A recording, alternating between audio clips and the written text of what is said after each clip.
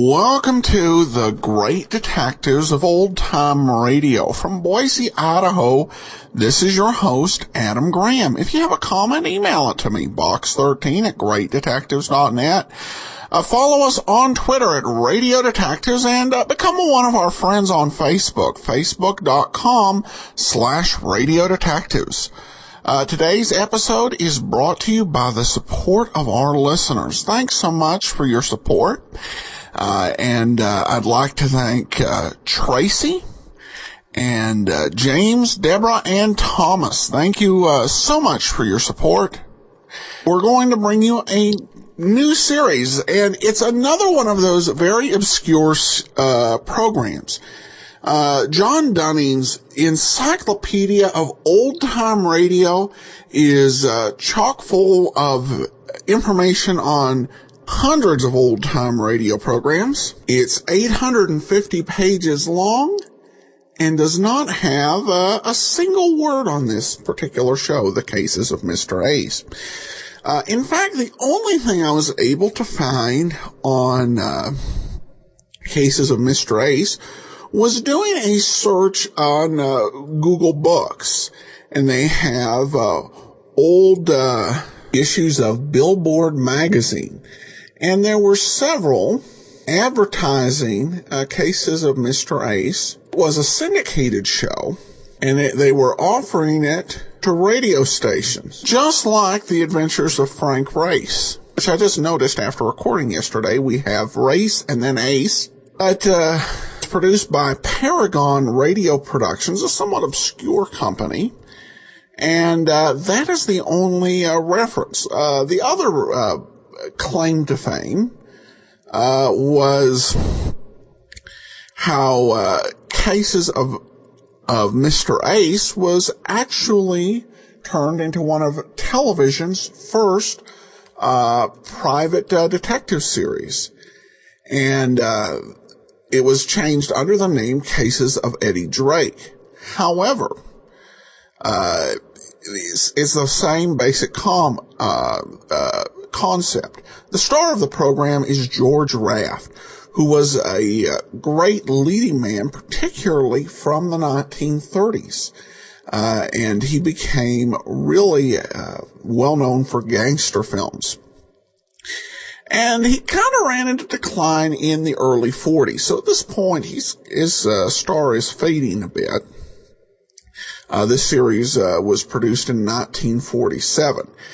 Things kind of went downhill when he turned down the role in a film called The Maltese Falcon. Partially because he didn't know that hadn't been directed by the director, and partially because there had already been a version made of The Maltese Falcon. But still, the producers of Cases of Mr. Ace thought that he still might be a big draw, as were other actors of the era. Alan Ladd, of course, in Box 13, which was one of the first programs we saw, had a similar arrangement. This one is less well remembered, but still worth a listen. We have 2 episodes of this series, so let's go ahead and take a listen to this one. I should say that dates on these series are very hard, so I'm not going to put a date on this one. This appears to be either a pilot or the first episode of the series, cannot tell which. But this episode, produced in 1947, is Key to a Booby Trap. The Cases of Mr. Ace, starring George Raft.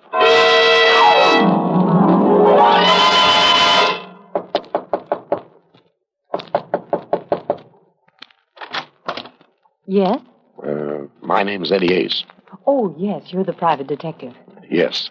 There was a message at my office from a Dr. Gale. Asked me to come right over here. Is he in? I am Dr. Gale. Come in. Please. So you're Dr. Gale. Shouldn't I be? I didn't expect you to be a woman. What can I do for you? I want to retain you to talk to me. To talk to you? You'll be amply repaid for your time. Oh, you don't have to bribe me. All you have to do is tell me what I'm to talk to you about. Your experiences? Why? You see, I'm a psychoanalyst, Mr. Ace. I'm planning a book dealing with criminal psychology, and I intend to do something different. And there I need your help. I want the material fresh and unbiased, so to speak, from the point of view of a private detective, of more specifically, an Eddie Ace. You make me feel very important. Is that a trick of a psychoanalyst? No, that's a trick of a woman. What do you say, Mr. Ace? All you want me to do is to come here whenever I'm finished a case and tell you about it. Mm-hmm. The strange people you meet, what they said, how they reacted, what they were after. I guess you know what you're after, Dr. Gale. All right. When do we begin? I'm listening, Mr. Ace. I'm listening.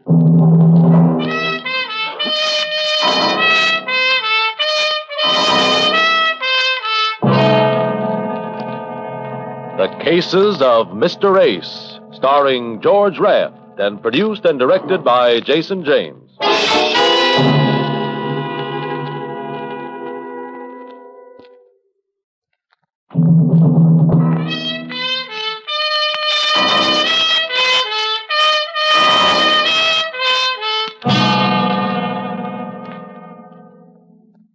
You're sure my typewriter won't disturb you, Mr. Ace? I don't think the typewriter would bother me, but I'm not so sure about the typist. When you arrived, you said you didn't expect me to be a woman. You were right. I'm a psychoanalyst. Shall we begin, Mr. Ace? I see what you mean. Yeah. Well, it all started with a killing that was no business of mine. The murder of Frederick Miller, you know, the corporation lawyer. His body had been found in his apartment, 3 bullets in it. As I say, it was no business of mine until I arrived at my office over on 6th Avenue in the morning after the killing. A man was waiting to see me. He was very small, very dark, very smooth. He smiled and showed me all his teeth. He had a lot of them. I opened my door, and he followed me in. Ah, merci, monsieur. Sit down. You're French. You are very observant, monsieur. What can I do for you? Permit me. My name, monsieur, is Forêt, Pierre Forêt. I have selected you to perform for me a very important service. Oui, a service. Such as... Oui. Now we come to it. Last night, monsieur, I performed a most impulsive act. I killed a man. I see. You're a big boy now. You must learn to control yourself. You are right. But that is how I am. I killed him, and I do not feel regret. I feel only pleasure when I look into my eyes and see him die again and again. That's better than a double feature. I had warned this man, monsieur. Twice I had warned him to stay away from Sally, my wife. He would not. So I killed him. It is simple. You make it sound reasonable. Who is the lucky lover? A pig named Miller. It is in all the papers. Oh, such a fuss. All for one pig named Miller. Frederick Miller, eh? Oui, cochon. What are your plans? That is why I have come to you, monsieur. I am now on my way to the City Hall of Justice. Giving yourself up? Oui, but it is not serious. When I explain to the man in charge of the justice why I killed this Miller, he will let me go. Yeah, sure. He's cute that way. Why did you come to see me? To hold for me 2 things, monsieur. One, $500, and 2, this little key. This key, eh? Oui. You will hold it for me until after the man in charge of the justice has heard my case. When I return, he will give it to me. Suppose you don't return. Oh, it is certain. How do I know? Because I am a Frenchman. But I say, if by some silly mistake I am detained, then you will give it to my lawyer. But only if I am detained by what you call a conviction of guilty. Why not give it to your lawyer now, yourself? He still remains to be selected, and I do not wish to surrender myself to the justice dispenser with the key on my person. I see. And this 500, what do I do with it? That? You keep it, monsieur, for your trouble.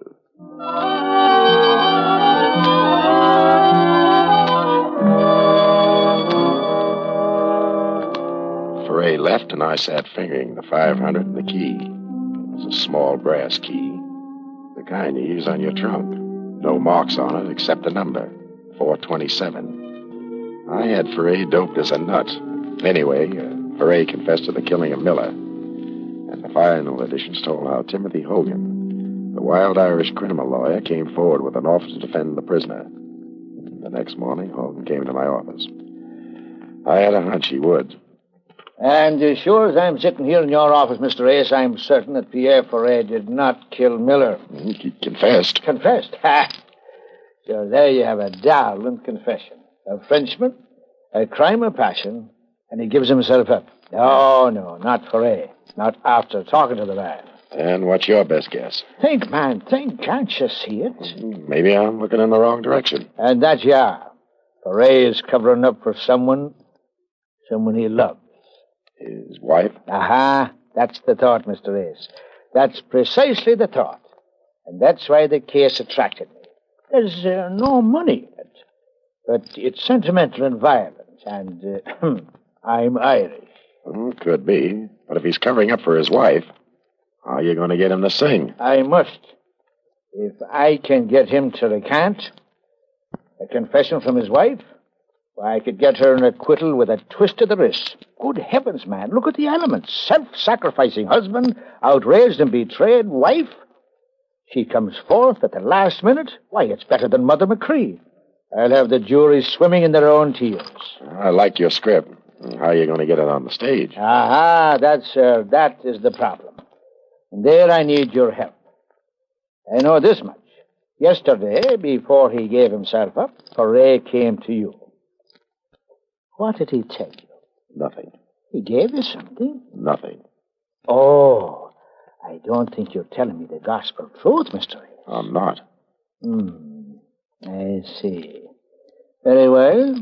I tried to persuade Foray to give you his permission to talk to me. That's better.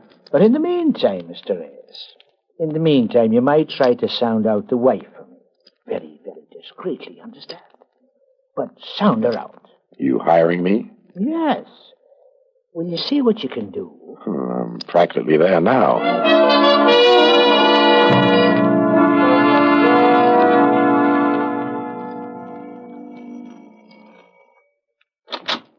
Yes?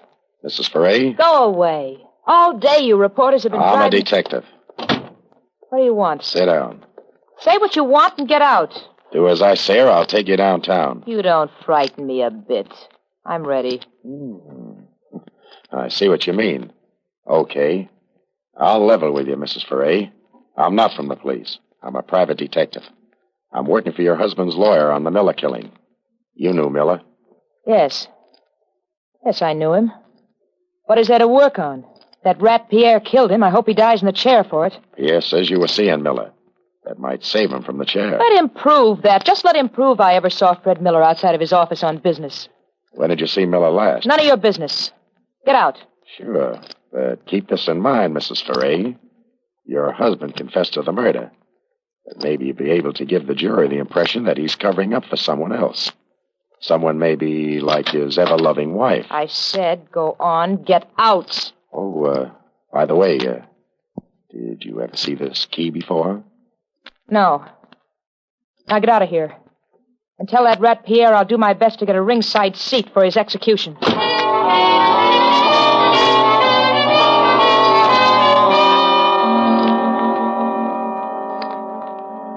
I went back to my office, opened my door, and then I saw him. A man was sitting behind my desk. He got to his feet. He didn't introduce himself, but I could tell by the bulge in his right pocket that he had a very good reference. You are Mr. Ace. What do you want? The key, Mr. Ace. What key? Please, Mr. Ace, do not act childish. Give me the key. I'm bigger than you are. But if you force me to use this gun, I shall be liver than you are. The key, please.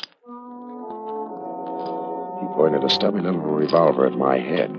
I gave him the key. He thanked me politely enough and left. I counted 10, then raced down the hall to the fire exit, slammed down the iron stairs, and picked up behind him as he was leaving the building. He went straight to the Times Square station. I went right behind him. He went directly to the lockers. I was right behind him. He inserted a key in the locker number 427, threw the latch, pulled the little door open, and then...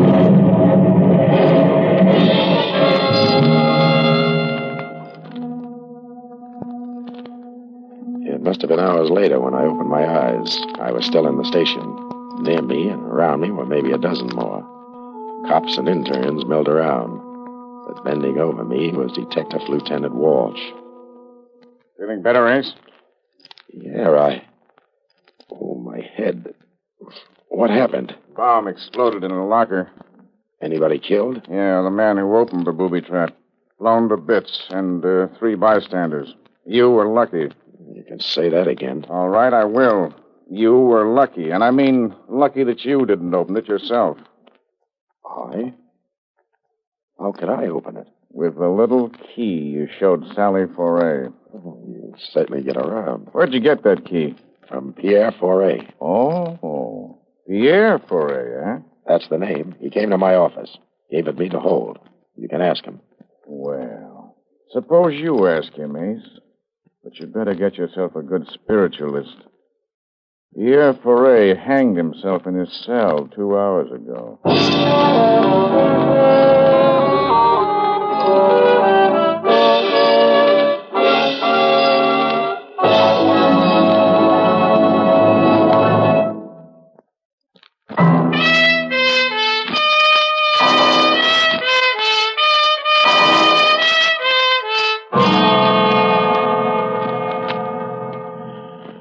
Walsh took me down to police headquarters. He talked to me for 2 hours. He didn't learn a thing, but I did. Pierre was visiting Selvai Hogan and Mrs. Foray just before he strung himself up. It was Hogan who found his body when he went back to talk to him again. I asked Walsh what he knew about Hogan, and he didn't know much. I left police headquarters and went around the corner to Jenny, the bail bond. Jenny had been around New York longer than the city charter and runs the biggest bail bond mill in town. I asked her what she knew about Timothy Hogan. She didn't know much offhand, but promised me a rundown by morning. I said I'd call her and left it at that. Outside, the rain was just beginning to wash the town. A hack pulled up.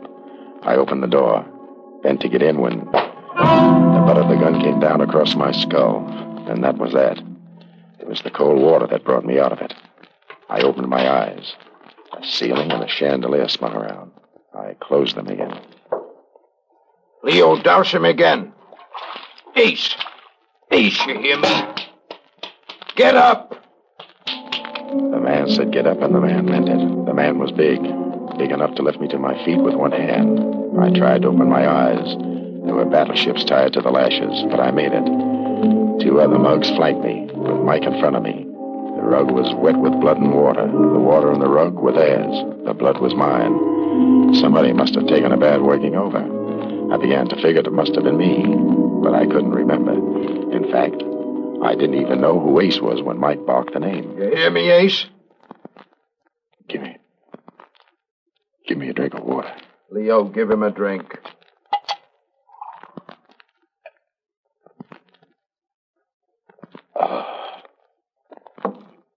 Better. Oh, you're making a lot of trouble for us, Ace. It ain't necessary. Now look what you look like. Busted nose, busted lips, busted eyes. You think we like to do things like this? And just look at me old lady's rug. Don't let it break you up. Just look at yourself. And for what? Tell me. For what? Because you get stubborn. You mustn't be impatient.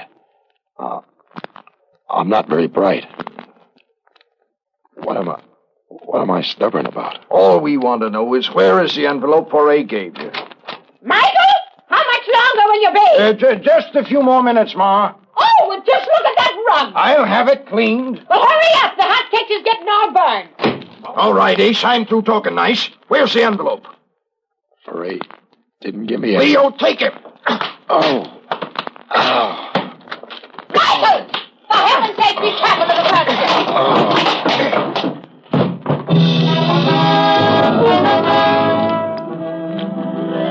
And the last I remember, there was the old hack screaming about her furniture.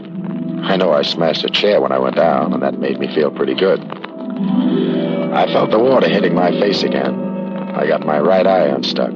I was on my back in a field up in the Bronx. The rain washed over my bruised face, and that felt fine. But I couldn't stay to enjoy it. I remembered there was a phone call I had to make. And by the time I let myself into my apartment over on 3rd Avenue, the sun was up. I looked into a mirror. I never saw the guy before in my life.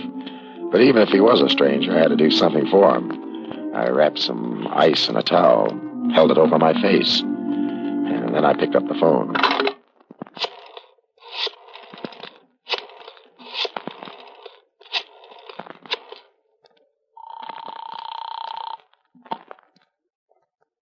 Jenny's bail bonds. You sleep in that ratty office of yours, Jenny? Well, there's citizens being arrested, day and night, Ace. I got that smear on Hogan for you. How does he shape? Well, he was a mouthpiece for the old Ringo mob. Back in Prohibition, when Ringo got pushed over, rest his soul, Hogan fronted for the policy boys in Harlem. And finally, he broke away from the heist guys, went into straight criminal law. Only the very highest types criminals. Where does he hail from? Why, he's from, it says, Timothy Hogan, Washington University, class of 28, X. X? What's that mean? X, it says. I see, didn't finish at Washington. No record of any other school. I see. All right, thanks, Jenny. Yeah? Anything else I can do for you? Yeah. Keep a nice fat bail bond warm. I may need it.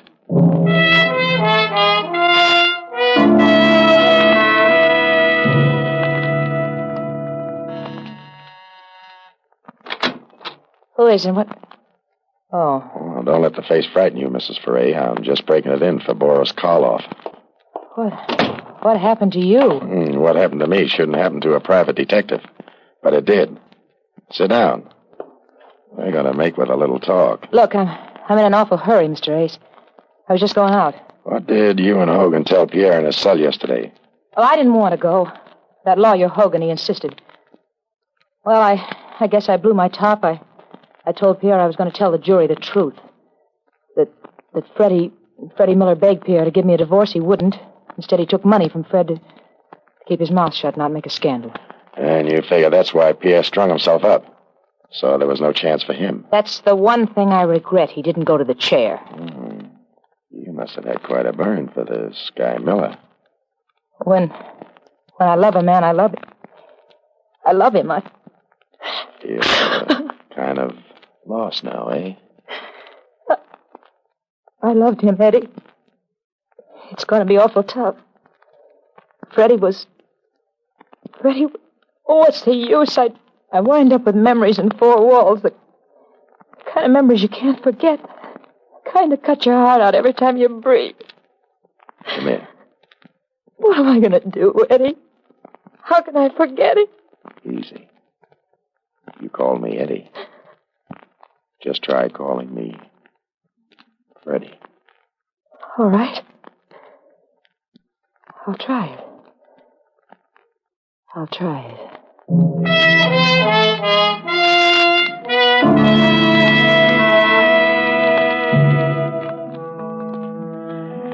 A little later, I remembered that Sally was just on her way out when I arrived. I asked where she was headed for. She hedged a little, but then I saw the court orders on the desk. She was going down to the First National Bank to open Pierre Foray's safety deposit box. I went with her. The small vault contained some jewels, an insurance policy, and a bulky package wrapped in brown paper. The jewels are mine.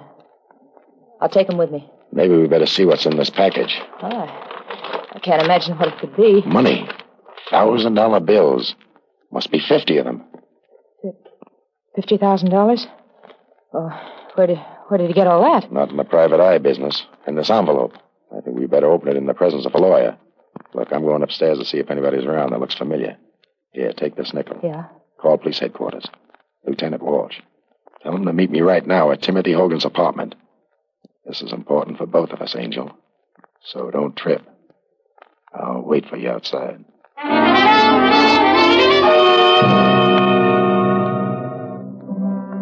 I waited. 4 minutes later, she joined me. Told me Walsh was starting out. We got to Hogan's apartment first.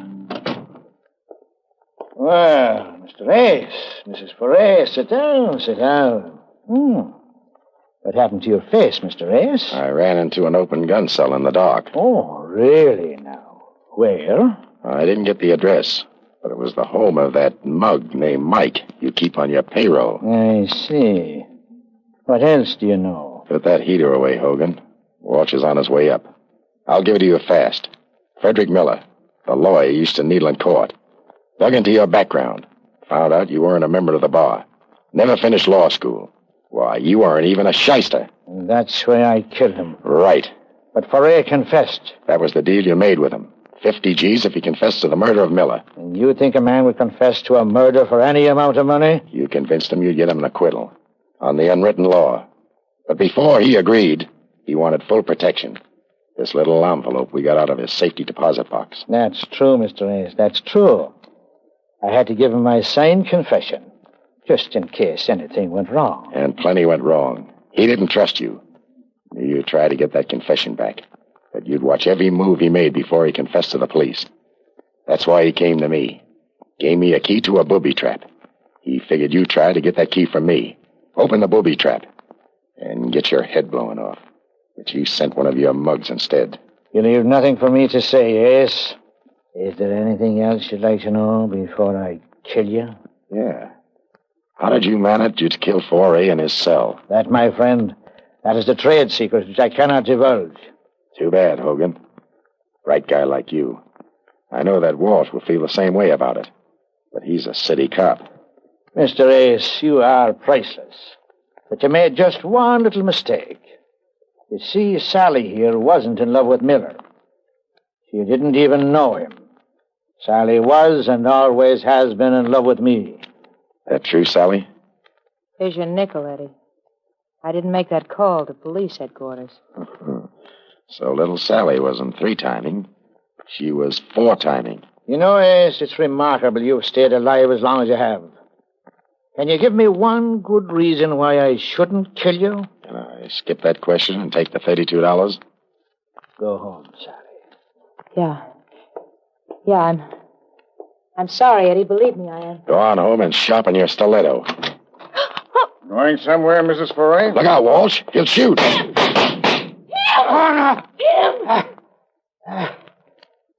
That's a darling break. Tim. Sally, did you double... No. Did you cock? No. No, I didn't, Tim. Honest, I didn't. And the dying is easier. Tim. Stop wailing, Sally. He can't hear you. He's dead. And I wish he'd killed you. A brilliant man like him shot down like a dog, and you stand there. Okay, Walsh. From here on out, it's your party. The confessions in the envelope will give you the score. Sally is right. He was a brilliant man.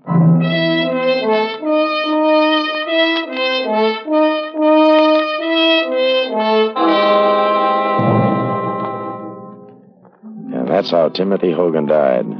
Yeah, I called Walsh when I left Sally for a minute at the bank. She could have been held as an accessory to the murder of her husband in his cell. But Walsh never got her down to headquarters. She took a header out of the window. I guess it was better for her like that. Well, that was a gory business, wasn't it? Gory? Oh, I thought I'd give you the mild ones first. Mild? Good heavens. Do you mean that this sort of thing goes on with you all the time? Only when business is good. Well, for my sake, then, I hope business improves. Good night, Mr. Ace. There's something I'd like to say, Dr. Gale. Yes? Well, it's... never mind. Maybe next time. Or maybe the time after that. You're reading my thoughts marked private. Good night, Dr. Gale.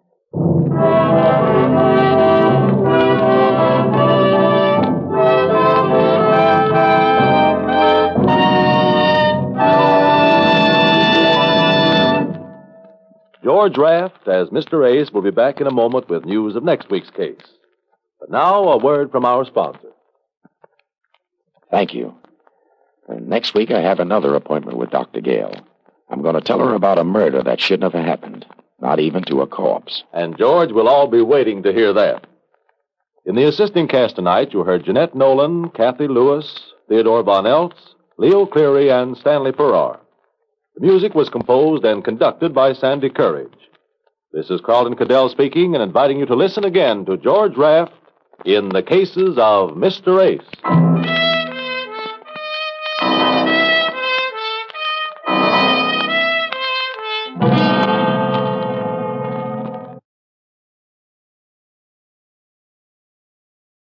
Welcome back. Well, kind of a typical private eye drama, but with a unique framing device, talking to the psychiatrist about the case. Kind of towards the end, I hope your business really gets better. I'm kind of like, okay, if you keep count of all of the deaths in this particular story, definitely in the hard-boiled pool of detection, and Raft does a decent job here. The one thing I guess that's also worth noting is the supporting cast listed with names like Jeanette Nolan and Kathy Lewis. Some of the better radio cast in terms of character actors. This suggests that even though the production company is listed in New York, the series was and the setting is in New York, it seems quite plausible that the series itself may have been produced in Hollywood, given the Hollywood names in the series. All right, well, we will be back next week with another episode of The Cases of Mr. Ace.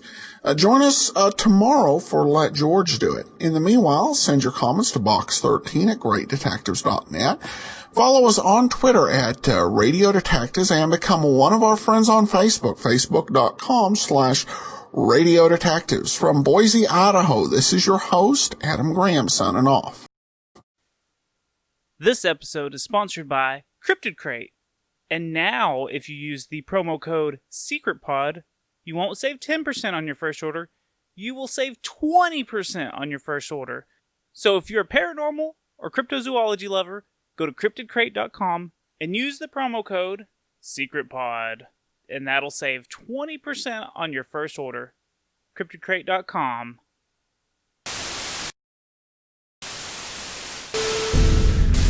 You are listening to the Secret Transmission Podcast, discussing conspiracies, paranormal, and the strange.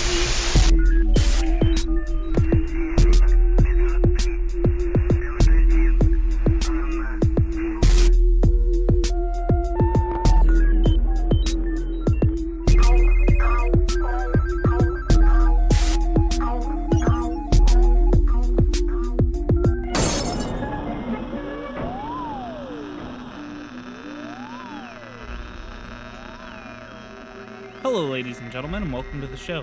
This is a podcast about the strange and unusual, the secret and conspiracies, the fringe, and the supernatural. This is a show where we do little to no research on our topics. We are not professionals in any field except speculation. This is the Secret Transmission Podcast, and today we're going to be talking about the Mothman.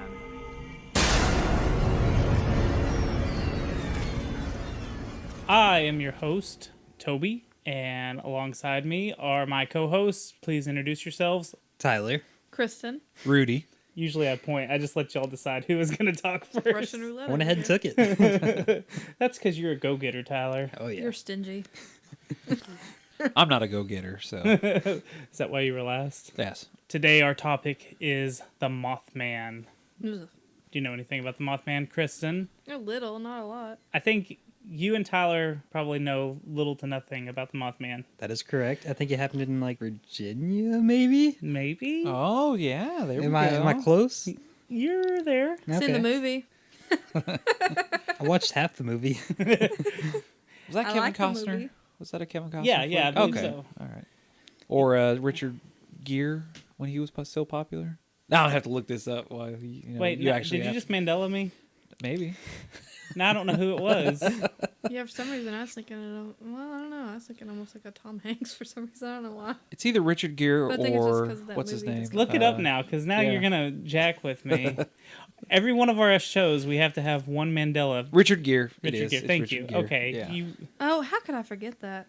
Dream Man. Gerbil Boy. Oh, Boy, my yeah. ass. Yeah. We'll get to that conspiracy Well, one day.